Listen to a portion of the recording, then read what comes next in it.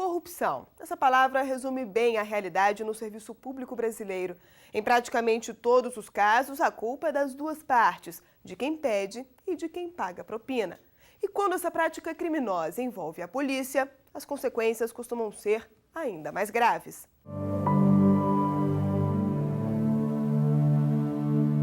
Madrugada do dia 20 de julho, uma câmera de segurança da Prefeitura do Rio de Janeiro registra o momento em que 2 carros saem deste túnel na zona sul da cidade e são parados pela polícia. A abordagem dura apenas alguns minutos. Logo, os motoristas seguem adiante. A liberação passaria despercebida se um dos veículos não estivesse com o capô amassado, o vidro da frente quebrado e sem para-choque.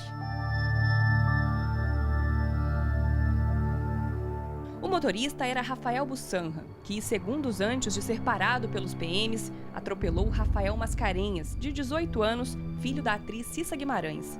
Com a repercussão do caso, o pai de Rafael revelou que o sargento e o cabo haviam cobrado R$10 mil para liberar o rapaz e apagar as evidências do acidente. Na delegacia, o pai admitiu que acabou concordando com a proposta. A honestidade de qualquer policial é posta à prova todos os dias. A de quem é abordado por ele também. Aqui no Rio de Janeiro, por exemplo, é comum ouvir dizer que tudo é permitido desde que se pague um cafezinho ao PM. Alimentados por essa cultura de corrupção e conivência, alguns policiais se sentem à vontade para pedir suborno em troca da liberação de um carro irregular, por exemplo. Essa prática criminosa já está tão banalizada no Rio que boa parte dos motoristas tem uma história para contar. Ele me parou, porque o documento estava atrasado, e ele me pediu para pagar um jantar para ele. O PVA do meu carro estava atrasado e eu percebi que o policial ele queria, de alguma forma, uma negociação. Só que eu, automaticamente, mandei ele multar o carro, mandei ele fazer o procedimento dele e ele não aceitei. Ele queria segurar o carro, né? Aí eu falei, pode levar. Aí ele pegou e falou, poxa, o que você tem aí? Aí eu falei assim, poxa, tem R$20. Aí ele, então deixa aí, pode seguir em frente.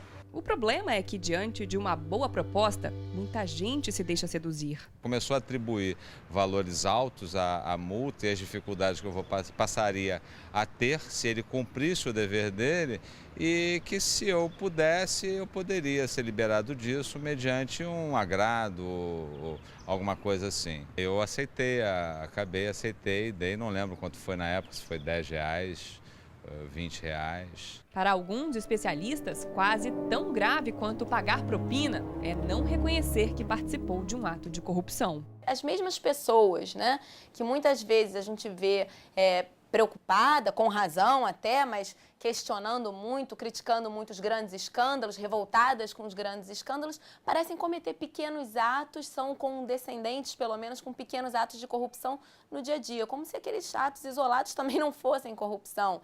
E olha que nem sempre é o policial que propõe essa negociação informal. E você cometeu uma irregularidade, aí o PM o que vai fazer? Vai te multar. Aí você, para não ser multado, você tenta conversar alguma coisa que ele aceita. Sempre aceitou. Se avançar um sinal, se o cara disser que vai te multar em R$150 e o cara aceitar 10, você vai dar e vai estar tudo certo. O que muita gente se esquece é que policiais que cobram propina agem como bandidos. No caso do atropelamento de Rafael Mascarenhas, por exemplo, o advogado do motorista que provocou o acidente diz que quando o cliente resolveu procurar a polícia, foi ameaçado pelo PM, que havia pedido a propina. O pai falou assim, vamos agora para a delegacia. Ele falou assim, vocês não vão mais para a delegacia porque eu desfiz o local. Se vocês forem para a delegacia, vocês vão me queimar e isso não vai ficar barato, entendeu? Porque eu já tenho o nome, já tenho o endereço de vocês, tenho todos os dados. E não faltam exemplos desse tipo de corrupção. Há 9 anos, um policial federal pediu propina de um caminhoneiro que estava com os impostos do veículo atrasados. O dono disse que não tinha dinheiro e propôs 2 caixas de cerveja como pagamento. O patrulheiro teria aceitado e o caminhão seguiu viagem. Minutos depois, o motorista foi surpreendido. O mesmo agente federal da abordagem sacou uma arma e assassinou o caminhoneiro. A mulher da vítima processou a União na Justiça Federal e vai ser indenizada em R$100 mil.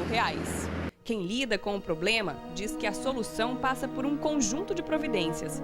A lista inclui melhores condições de trabalho, reajuste salarial e treinamento adequado. Exploração de disciplinas como relações humanas, ética profissional, capacitação para relações interpessoais, tem a sua importância, principalmente na conscientização do profissional, enquanto seu papel dentro da sociedade. Por outro lado, os especialistas defendem a criação de campanhas de conscientização.